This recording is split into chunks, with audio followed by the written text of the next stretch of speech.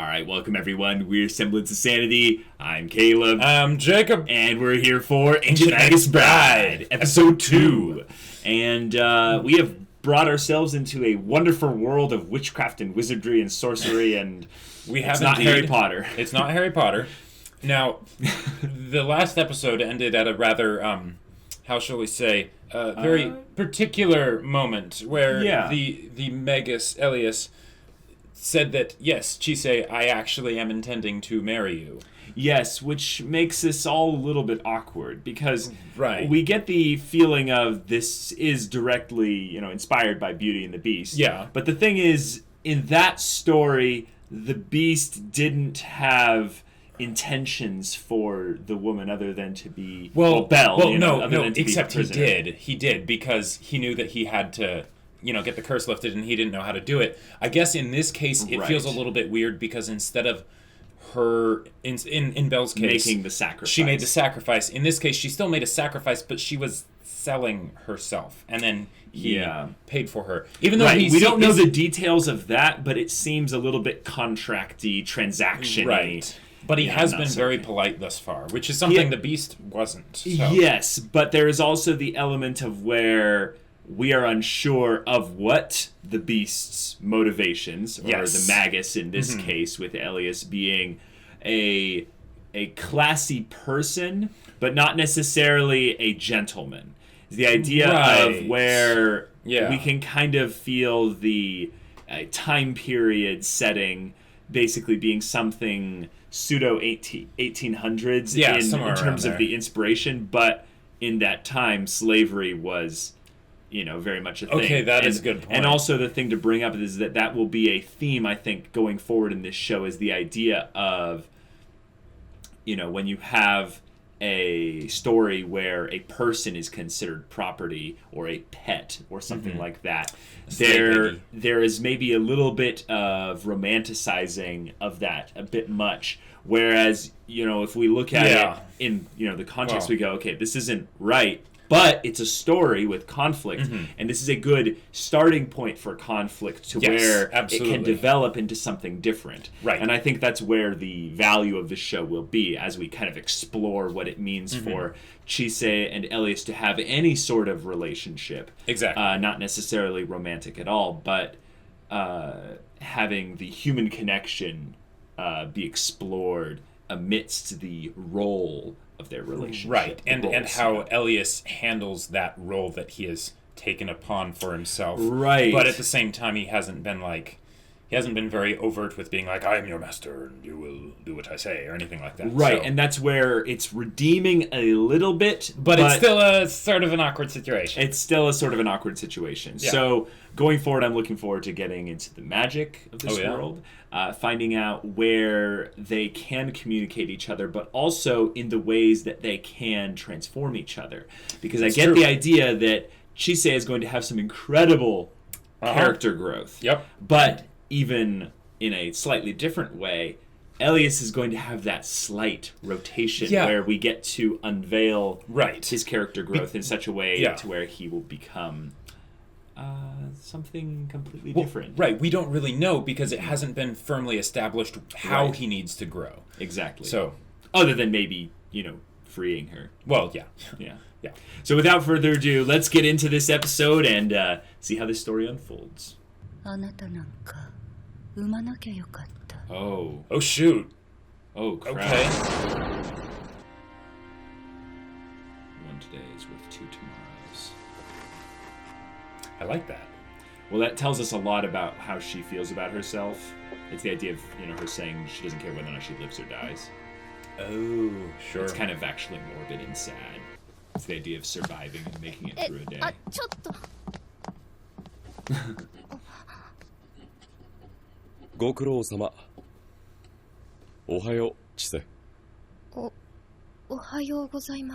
Silky is a fairy. Interesting. Yeah. Isn't that a racist slur in this universe?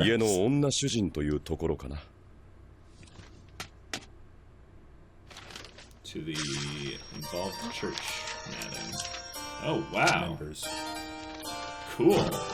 Okay. ちょっと知人にね。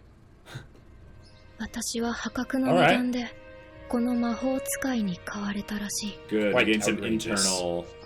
Yeah, we didn't really get that 彼の弟子 last として episode. Yeah. そして 僕は君を僕のお嫁さんにす The るつも hope り too で is the もあるん crucial だ。 part, though. Right. 弟子と嫁とどっちを真に受ければいいんだろう。 Both? 君2日も寝てたんだけど We'll see. 記憶ある。 Yeah. 2 days. 気 Yeah. を張って疲れたんだろうね。 Emotionally exhausted. What about physically? 容姿といい性格といい、私にはまだよくわからない人だけど。 And what's with that 食べないの face? It might be a mask. 面倒を見てくれるというのだから、悪い人ではないと思う。 Right. It's the idea that the today is 目覚めて早 good. 速なんだけどね。 Right. チセ。ハニ So ー she ム doesn't ーン have の to 準 think 備 about をしようか。 tomorrow. Oh, Prepare for our honeymoon. You guys aren't married yet. ただ、 he ちょっと seems おか pretty し weird. な That's a 人 good way to put it. かもしれない。買い出しつい Go out でに to 君のことを Kind 知 of 人に紹 regular 介しようと思ってね。 London environment. 骨だから顔色が読めなくて、 Yeah, how does か he 冗 go 談 around か in わから public? ないん Like, だよな。 Oh, okay, there we go. なんで Yeah. 頭が。あんな頭で外をうろつ yeah, yeah. I was gonna say that was one of my first questions. ちょっとさ。 And see, and this is the face Oh. of someone she might ちゃんと触れた eventually be 感 able 覚 to も fall す in り替 love わ with. ってるよ。 That's the thing. かっこいい。凛々しい Am I なん handsome? か、うさんくさいです。 And then he's- ひどい。 Watch, and then he's gonna change it to be like, 馴染 No, み no, no. の I 店 think で he's ね。 gonna stick with this one because this is ここ the に来 best れば face he's 大抵 come の up with 道具 with は all 揃 his う。 magical experience. You know? sure. Why would he use a lame ここ face, 営 right? 業してるんですか？ Well, it is now. これは見せかけ。 Oh, アンジ Hmm. アンジェリカ、 gotcha. 買わせるものを用意してもらおうと思ってね。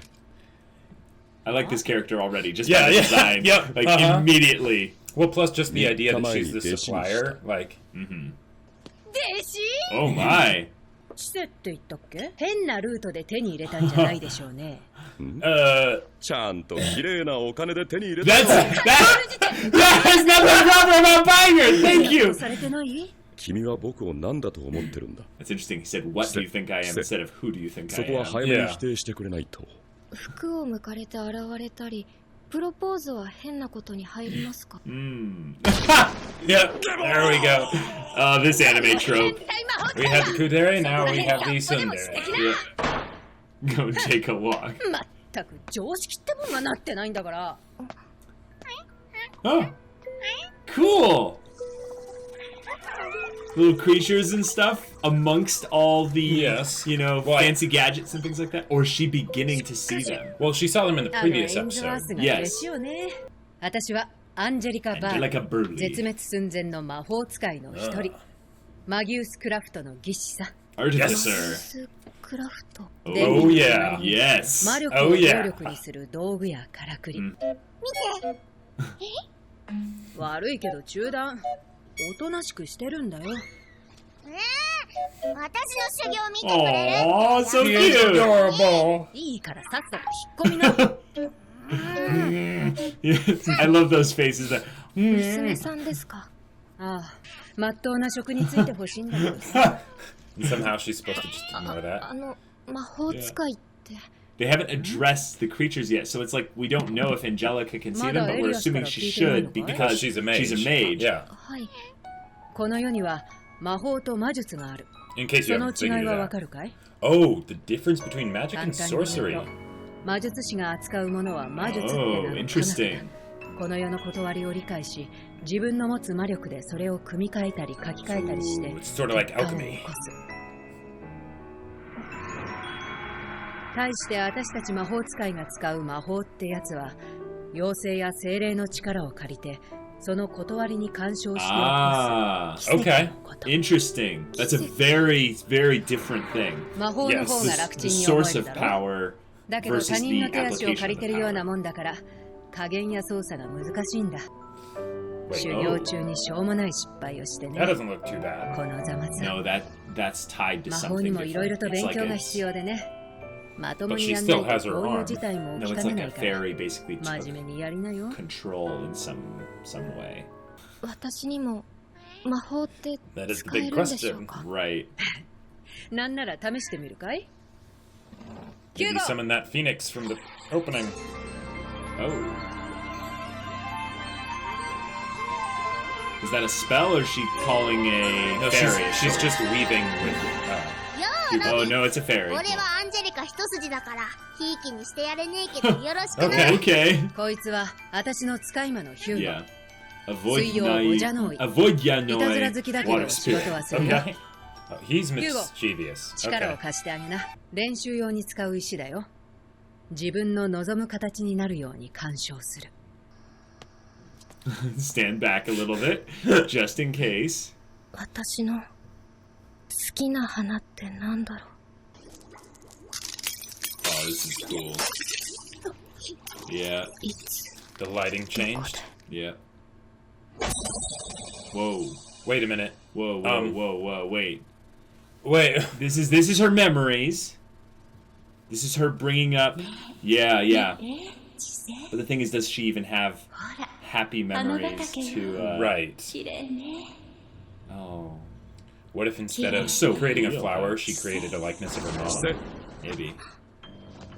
Whoa, whoa, whoa, whoa, whoa. 困るよアンジェリカ。人の弟子に勝手にあれこれ教えないでくれ。 Oh, Okay. dang. エリアス。 Yeah. Wow. Yeah. I was gonna say.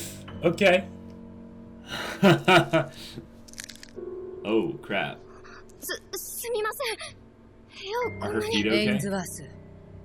その嬢ちゃんは何だい？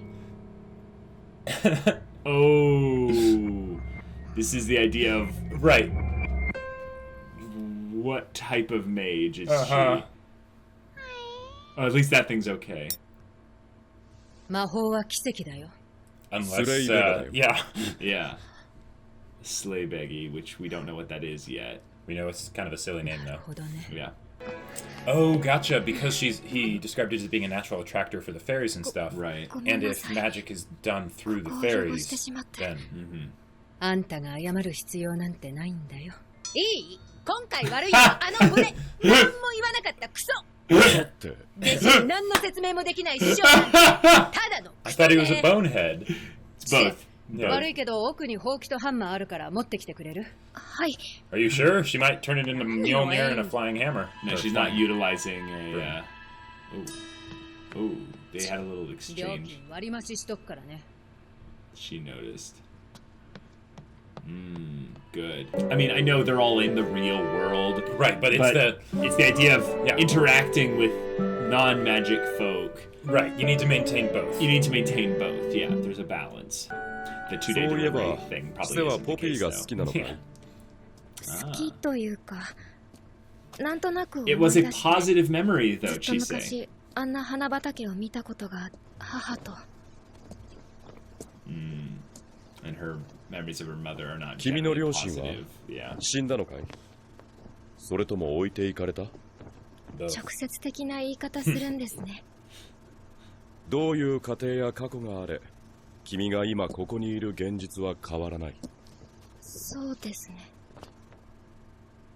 何の熱も色もないただの言葉なのに、それが少し心地よくて優しい。 It was good to hear her internal thought process. 父は Yeah. 何をしてるか知りませんけど、母は死にました。私の目の前で。 Oh, she 昔のことです。 possibly. I think it was that her mom jumped. That little brief moment Yeah, that you you're saw. right. Yeah. おいエインズワース Okay. Ah, the another- buddy. この時間には行くって手紙を返しただろう。なんで私が出向く時に限って出かけるんだよ。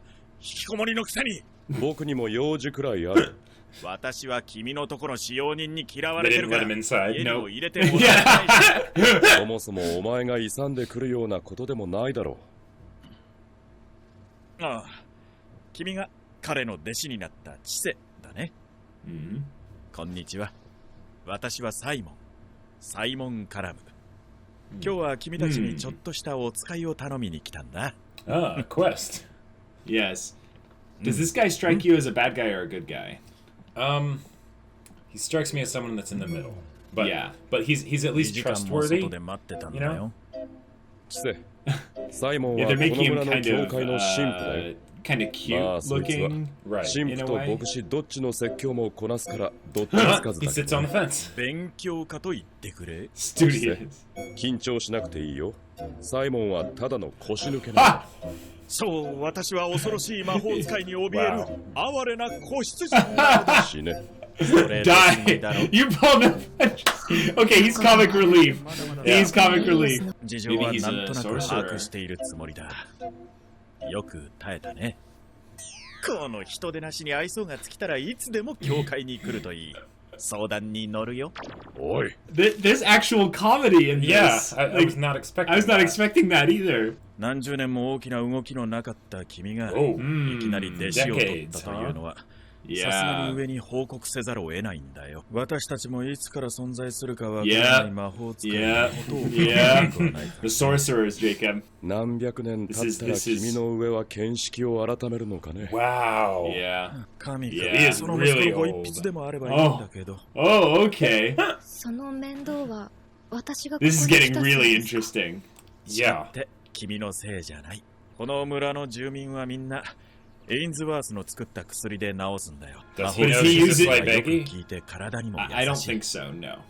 使いがてらハニームーンに行ってこようか。Again, we're still not married, yeah? Yeah. I think there's an order to that. They're already ドラゴンたちの活動が活発になっているらしくてね。Dragons, alright. 様子見を頼まれた。ドラゴン Alright. This is exciting. Yeah. Ooh.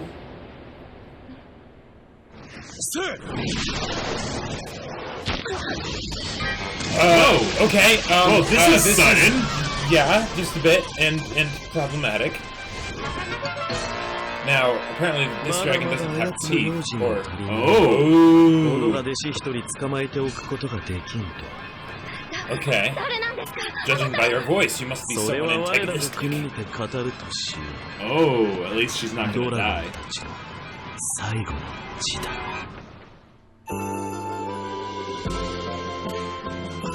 Okay. That was really good. Like, because every single episode so far, I know there's only been 2, but they've opened up the world in exciting new ways. They have. And this one is okay. So the fact that they got to dragons, I absolutely love, but possibly even more than that. More than that. The fact that they went into magic crafting, basically. Mm-hmm. Yeah. Like, because right off the bat, because that's one of those things that always gets me really excited whenever there's any kind of fantasy universe or whatever. Yep. Because a lot of times those things aren't explained. And Not things really, will just no. show up, and there will be magic items, but you'll never actually meet someone that makes magic items. Right. So that... I know I don't want there to be too much like exposition in this show, and I don't think that'll be a problem, but I really want to see the mechanics of like how all of that goes about, because they've established that there's stuff with mechanics and then there's magic, and they're two different things. Well, yes, but they actually weren't discussing the mechanics of artificery. Right. They were actually discussing the difference between sorcery and magic. Yeah. And the difference is that sorcery is the manipulation of reality, and the magic is actually allowing yourselves to work in tandem with fairies or spirits. Right, to perform miracles. So here's the thing where I feel like will is a huge part of this whole thing.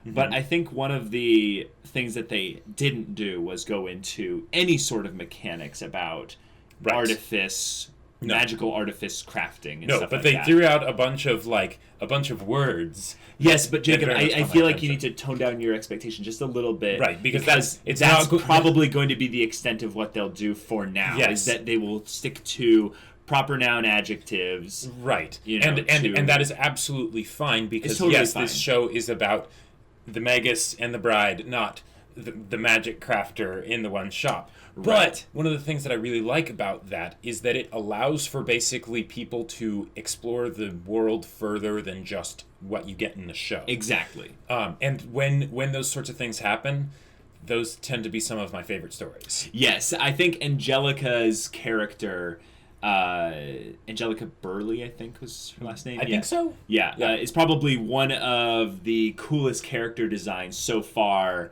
in the show, other than the Magus himself. Right, and that's the way she was brought in was absolutely flawless. Because when you think about a magical worlds, you want to feel like there are still real people. Yes, in the world, you want it to feel lived in, and I feel like Chise and even Elias don't really sell that enough. Right, but once we got introduced to Angelica and her child, her daughter, came in, I was like, oh, yep, that's it. That was a very clever thing to do early on in the story, because it makes sense that they would bring.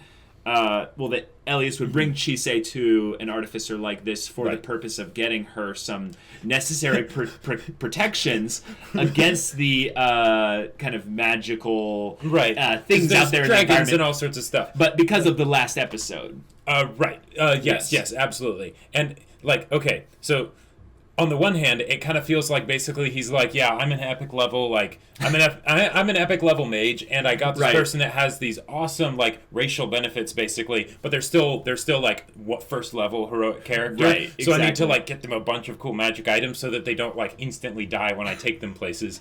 But then, okay, no, what you you're said, right. That's a really cool D&D kind of way to tie this whole thing in together. But what you said about Angelica and her daughter making the world feel lived in, that is, yes, it is amazing, and I love that they had her have a daughter, because that goes the extra step. But by doing that, okay, the fact that she was the first one to make it feel lived in, by contrast, that draws similarities between Elias and Chise, because they're both sort of outcasts from their own respective worlds. Chise, outcast from both magical and non-magical, and Elias is also sort of an outcast from both non-magical and magical, because he has to go around with a disguise in the normal world, and even among the magical people, he's a hermit of strange quality, like and power, because apparently he seems to have been alive for centuries. Well, I think that's what they were hinting at. I think one of the points that they actually brought in here with the world building, I'm going to go into a little bit of a crackpot theory here, is that the reason why he's masked even in the magical realm, like when he's involved with people that know about magic, is because of his interaction with fairies. What we saw with Angelica was that when she did something with her magic and it changed her physically,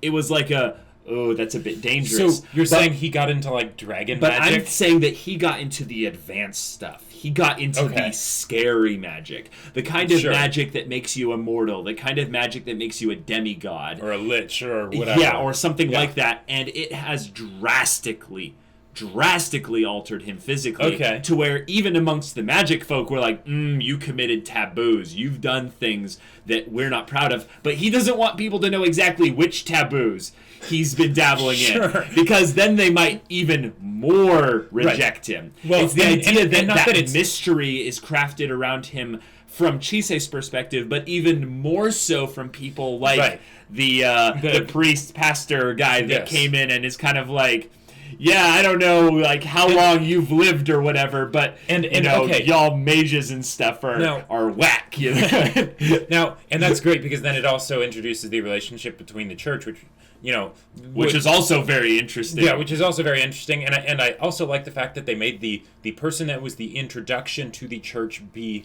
it seemed, at least from, like, a small church, like the idea that he's the pastor / priest in this little village, small town village, exactly, who lives in fear of the cowering mage and stuff, and he played himself off as being a very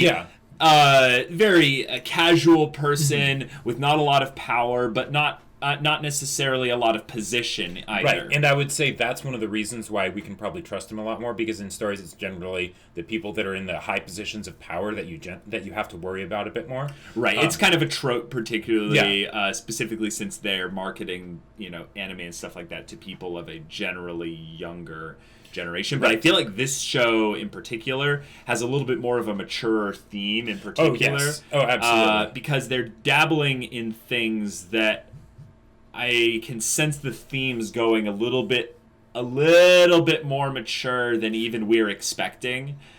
And that'll be really interesting. And that'll be exciting to see. Yeah. Now, okay, here's one thing, and maybe I'm reading too much into this, but there was a point where they're talking, and what was his name? Will? Who's talking? The priest? Elias is talking with the priest guy. Okay, gotcha. I can't remember his name, but and he doesn't have the mask thing on. Yeah, he has a cowl over his face. No. Well, there was a point where he didn't, and then there was a point where he did. Right. So I don't know if that's something that should be read into. I don't know what it was that they were talking about exactly that caused him to do that. Maybe that was his form of like a sense of humor, like as a reaction to something that was being talked about. Possibly.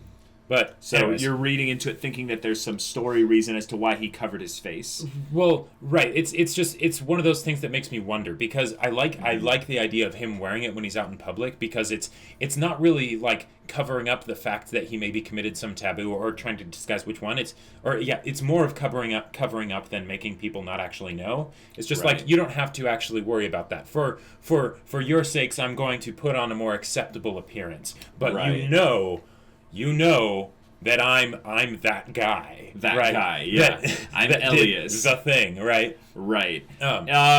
It's something that I didn't...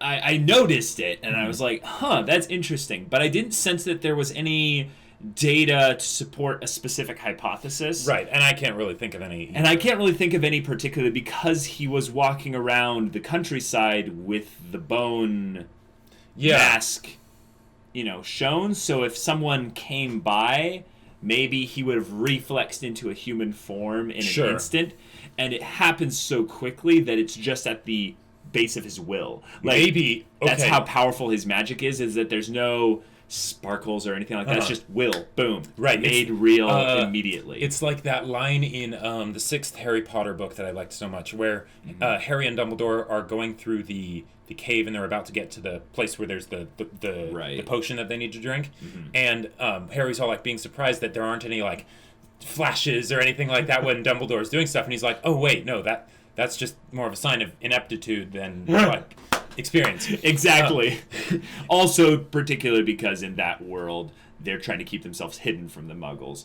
I think that theme applies here. Particularly because they interact so much with the human environments. I mean, the regular human environments. We're going to have to come up with a name for that. We can just call them Muggles, probably. Yeah, probably. But I think that might be a little bit offensive to the viewers here. Maybe.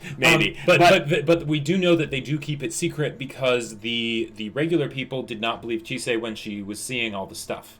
Right? Oh, and if they actually knew that if magic was something that most people knew about, then that wouldn't have been as big of a deal. Right. The point that I think Elias is the tie-in for is that he comes from a time where magic and mages and maybe even sorcerers were a more prevalent part of England's society. And the fact that we know that he's old, but he also says that England has ancient magic. It's basically it's basically the idea that there was a transition point, in as much as they're saying that mages are a dying breed. It's the idea that they've been dying for a long time. Exactly. And now it's at that point where generations after generations and generations have brought the whole idea of mages and sorcerers into legend, and no one really believes in that kind of thing anymore. Now, except, which I'm actually thinking of, is the whole idea of the church being a thing that transcends the two worlds,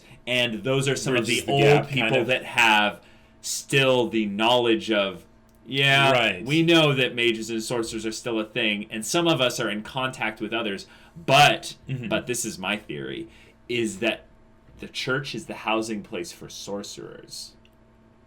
And the church is the faction that essentially is the front for sorcerers in England. Now, so the idea of when he was saying, you mages, and then he talked about the church, he referred to us. He used a lot of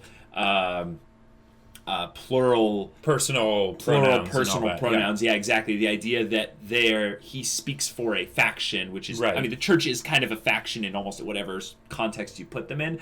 But in this instance, and the fact that they employ mage work into his work, is kind of the idea that maybe he's one of the few who people actually in the church does that? who maybe is willing to work with a right, mage. because there does seem to be some animosity. Yeah, but it's more of between the church and mages. Right. Not necessarily between him and Elias. Right. Right. Yeah, exactly. And that's good because that's a way that they can basically give us information and world building about both sides without it being during some crazy conflict or whatever. Exactly. Now, since this is set in basically modern day, that means the Catholic Church would also be on a bit of a decline, compared to like the 1500s or 1600s. Sure. Do you think?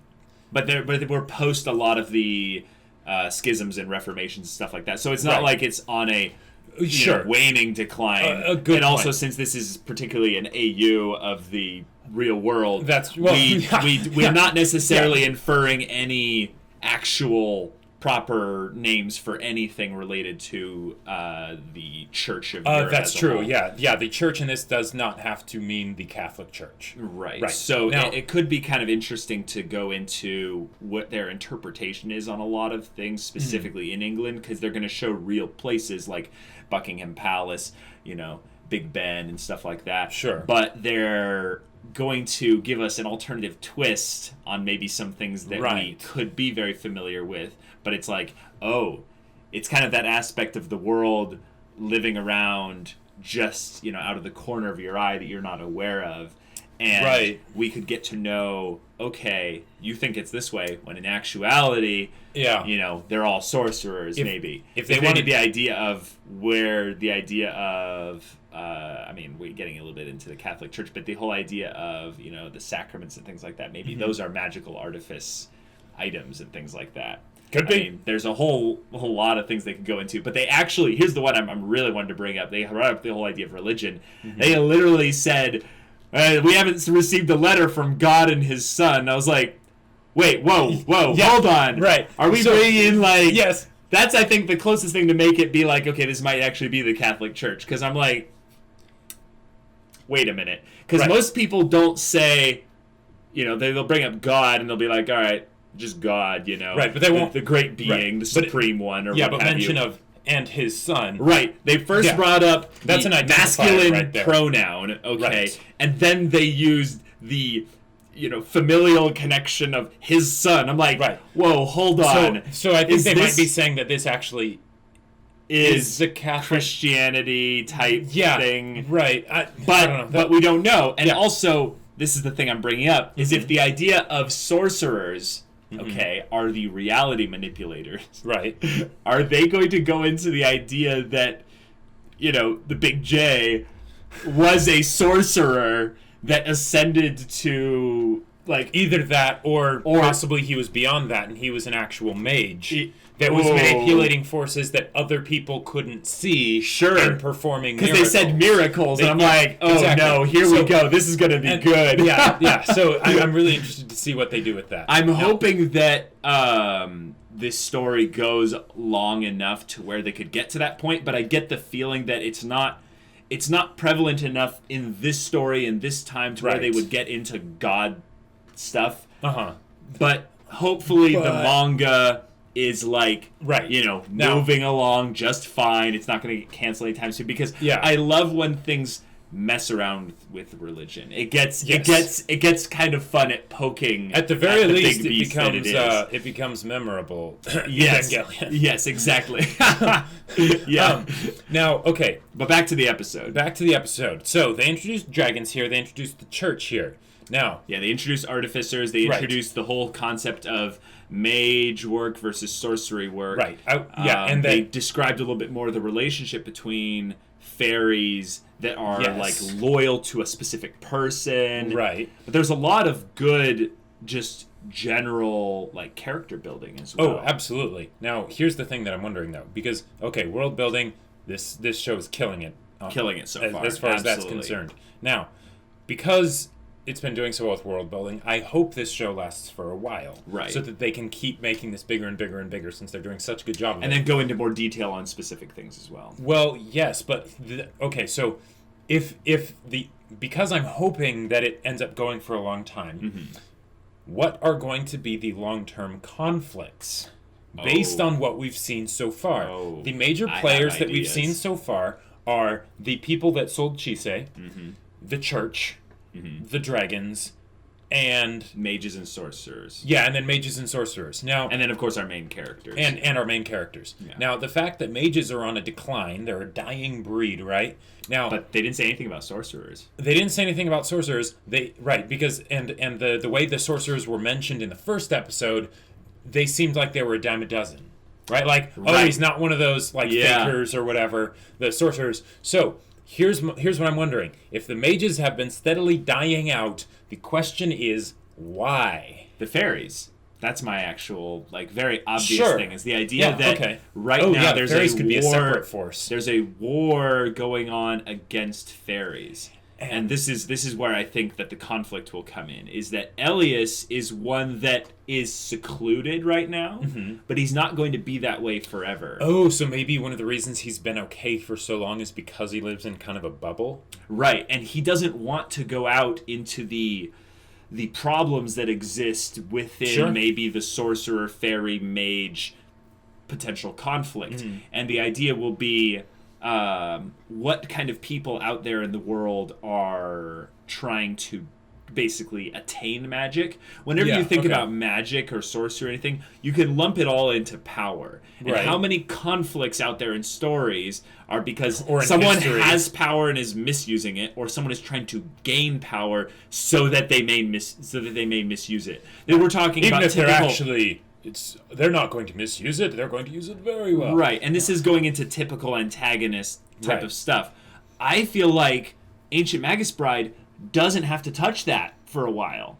No. We can actually go into the story where it's about discovery, and it's about learning the world, and have the kind of the antagonistic force be basically the kind of the awkwardness of the relationship between Chise and Elias and the rest of the world. Yeah, because if you think about it, that was the whatever conflict is there of the mages or a dying breed or whatever, that was not the focus of the first episode. The focus was very much the conflict between Chise and Elias. And that's fantastic. And then a little bit of the fairies being mischievous. Yes, a little bit of the fairies or neighbors being mischievous. And that's fine. And I love that, because since they've been doing such a good job with the world building and they have established a character-centric conflict, I really would not mind if they were like, you know what, we have plans for major world conflict, but we're not going to get into that right now. We're actually going to wait quite a while to get into that, and we're instead going to have each episode be more or less episodic. Right. But it doesn't matter, because they're doing such a good job on the world building and such a good job on the characters. Right. Yes, and here's actually, if we were wanting to theorize a little bit more about the conflict, Elias says he's living his life as a hermit. Yes. Now, does that have anything to do with his location? It probably does, a slight little bit. Who's his neighbors? The fairies. Right. Why are they here? Right, his neighbors. Right next to a very powerful mage, also living in seclusion. Maybe the fairies are in hiding. Maybe this group of fairies next to him are some of the few colonies of fairies that are specifically hiding from these... The kind of the chaos of the world in general. Yes, because this is something that they established in the first episode, and they reinforced it in this episode. The idea that each different race, whether you're talking the fairies, the dragons, or whatever, that they have their own land, their territory that they reside in. But the idea that they did not find dragons just going around randomly. Elias specifically went to a place where there were dragons to check up on them. Yes. So that does lend credence to the idea that basically they are hiding or doing this for some sort of survival or something. Or it's just a natural place to where they can live for a prolonged period of time. Yeah. And either one really works. It just depends on where they're going to focus the plot in the coming episodes and stuff. And if they do make it based on habitat, that could be really interesting to see how they're going to have these places be different, because I'm pretty sure Chise is going to make it to the Dragon Land before Elias comes in and brings her back or something like that. And wherever the neighbors were going to take Chise in the previous episode, they were taking her through a portal. Like that did not seem like they were just going to teleport somewhere else. That seemed like they were going to take her to a parallel dimension. Right. Yeah. Some kind of safe place for the fairies to live and maybe do their own thing. Right. Be themselves without unduly affecting the human natural world. Yeah. Exactly. Here's a thing I'm really interested in. The last part of this episode, they're like, honeymoon. And she's like, oh, yeah, you're serious about that. And then suddenly they're in Iceland. And then suddenly the dragon comes and grabs her. That was very weird kind of transitions, I just had to say. I am okay with it. They have established that Elias can teleport. Yes, they have.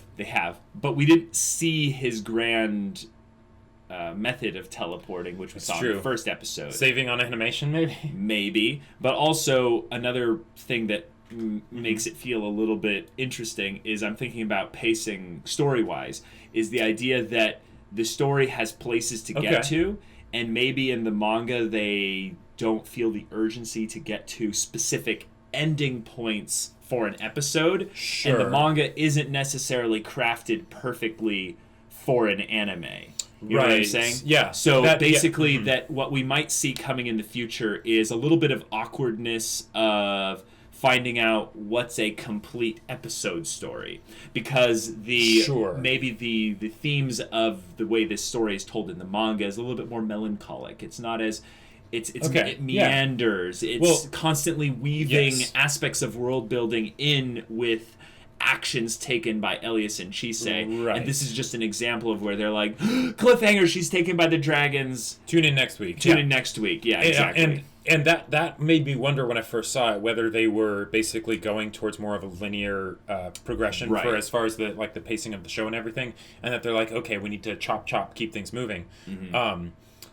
However, one of the things I think that would be a good thing to remember is that this is the second episode. So they did the first episode, and that first episode was not just an episode to introduce everything. They also had the conflict with the Fairies. Right, which was brought in at the end. But that basically meant that they didn't actually do too much world building. What they gave was good, but it was more of an introduction to the characters. Yeah, it was a more complete episode, I would say, than this one. Right. That's a good thing to make that be the case for your first episode, because anyone that's starting the show is going to go and look at the first episode and go, would I mind another story similar to this? Right. Or a continuation of the current story that this is. Yeah. And because this one was the second episode, I feel like they're like, okay, now that we've basically hooked people in a bit, now we need to actually start giving a bit more of the world so that it does feel real, so that when we start exploring it, they actually care.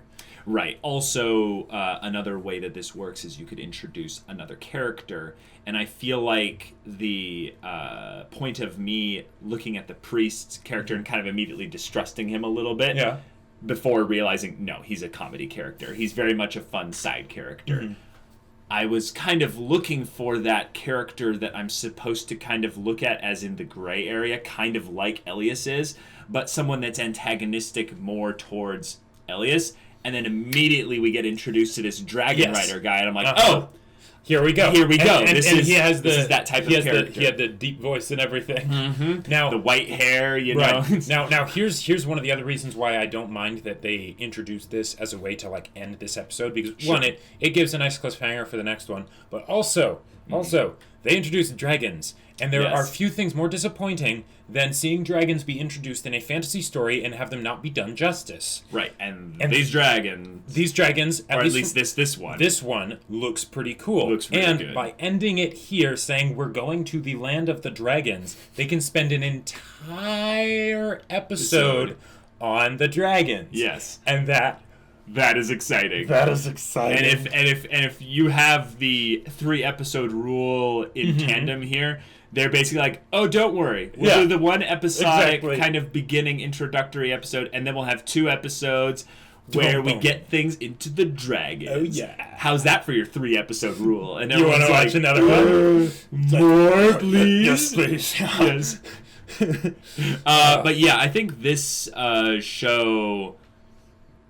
I think this show's going to be really good. Oh, I have a lot of faith in the show already, but I think that talking a little bit about the character development that they did thus far, by focusing on Chise's inner thoughts, we end up getting a little bit of a first-person perspective when generally in almost every anime ever, you're going to have a pretty third-person, omniscient a lot of perspective. times, with the exception of the main character. And okay, here's one other thing that I would like to point out. But the fact that they didn't really show her thoughts as much in the first episode, that actually does a lot to show who she is as a person. Right. Right? And And what was that point where she's thinking about Elias and she's like, man, he's blunt and what were the words she used? But basically, like his stoic, like expressionless demeanor, and I can't read him. I can't. She goes into how basically she can't tell when they're in England or in London, and she can't tell if he's joking or if he's serious because of the bone mask. And then suddenly, boop, he's in the human form. But then when they're walking through the countryside and stuff, he's talking about, are your parents dead or did they abandon you? She's like, wow, you're really blunt. And but there was something she said after that. She's talking about how his the way he handles emotion, basically. His words are dispassionate. Yes, dispassionate. That's it. But they also have somewhat of a kind, comforting feel to them. And that is the exact sort of impression that I got from Chise in the first episode. Dispassionate, probably with good reason. But that. Now she's using those words to describe She's using those words Elias. to describe him, which is possibly a confirmation, because a lot of times, well, all the time, we're seeing the outside world through our own perspective. So sometimes we will project, basically. And since they're dealing with a potential love story, having both of the main characters be introduced as dispassionate, right? Even though, and this is maybe a cool exception to the whole, make your main character have emotions, because I would say her dispassionateness so far has been very aggressive. I love how excited you are, but I want to completely add this one thing into here, is that what we really focused on is having main characters that care about the world. But you can have a dispassionate main character who is still in wonder when they encounter something new, and she totally is. That's true. It's not that she has a dispassionate outlook on the world. It's she's not apathetic. She is internally dispassionate because of what's happened to her. Right. And we keep getting little hints at that, and I'm glad you caught on to the one of potentially the mother killing herself, because I didn't fully catch on to that. But by her interactions with the creatures in Angelica's little artifice shop, with her seeing, little changes of things that she's come to know, she is still in wonder at the world. Right. And it is enough to know that she cares about that. Yeah. Even though she is dispassionate because of her current emotional state. But I would say that's a very important distinction. It is an important dispassionate distinction. because of her current emotional state. She's not dispassionate because there's just nothing there. It's not passively dispassionate. It is very actively dispassionate, which is engaging. Yeah. So it makes Chise a much more interesting character than someone who is passively dispassionate. And it makes me really interested in seeing what it would be like for her to actually get to the point where she is capable of falling in love with someone. Not necessarily Elias, but anyone. Because she is certainly not in that state right now. Well, not just falling in love, but showing more active emotion beyond where she's at right now. Right. And I think that's going to come at a very slow, kind of methodical pace, in that we are going to see little steps be taken, but we are not going to see big steps taken until a grander conflict comes into play here. And I think the grander conflict is not going to start with the whole potential mage sorcery thing that we're predicting. It's going to happen when Elias starts to change. And we start to not necessarily see him change, but when we start to see him unveil more of himself. And that's where the story is kind of tricking us, I think, with this whole idea of that she's kind of regarding him really positively too quickly. And I think that might be where some people thinking, wow, she's really warming up to him really quickly. Yeah. I'm like, just wait. Yeah. Just wait. Yeah. He's going to give us some reasons pretty soon, I'm guessing. Hey, how'd you get that bonehead? Well, that's okay, I'll tell you. It's a long story, but yeah, I could see his bluntness being cute now, but not necessarily as much later. That'll be really interesting to see. Yeah, it'd be really interesting to see. Wow, we did an hour on just the second episode of a show that we got introduced to. It's good. This stuff must be pretty good. Yeah. All right, guys. Well, that's it for now. Yeah. And if you want to see the early access reaction of the next episode right now, you can go check out the link in the description below for our Patreon. And there's a lot of cool stuff in there. Also, like our Discord. Yes. You can talk with us about storytelling or what have you. Like this one. Yeah. It'd be pretty awesome. So we hope to see you there. But until then, we're Semblance of Sanity. I'm Caleb. I'm Jacob. And we'll see you all next time.